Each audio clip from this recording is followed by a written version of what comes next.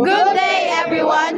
We are the Group 2 from FA2C103. In today's presentation, we will be showcasing a rhythmic dance fitness routine that highlights proper coordination, creativity, and body control. Our performance integrates the three important components of fitness: aerobic fitness, flexibility, and muscle strength. Through continuous and energetic exercise, it helps our aerobic endurance improve and our hearts and lungs healthy. With stretching and dynamic movements, we enhance our flexibility, allowing our body to prevent injuries.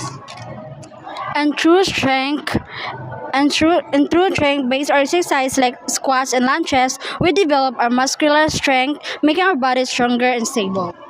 The rhythmic dance is not just a performance. It is a way to promote active and healthy living. It encourages everyone to stay physically active, reduce stress, and enjoy exercise in a fun and creative way. We believe that through dance, We can inspire others to move. stay fit, and live a healthier lifestyle.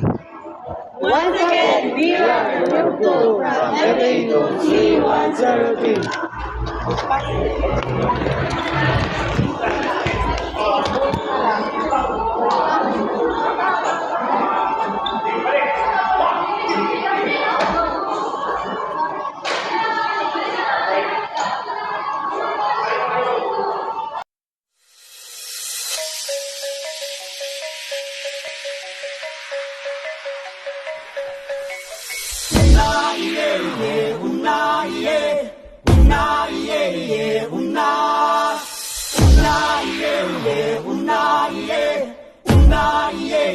Una,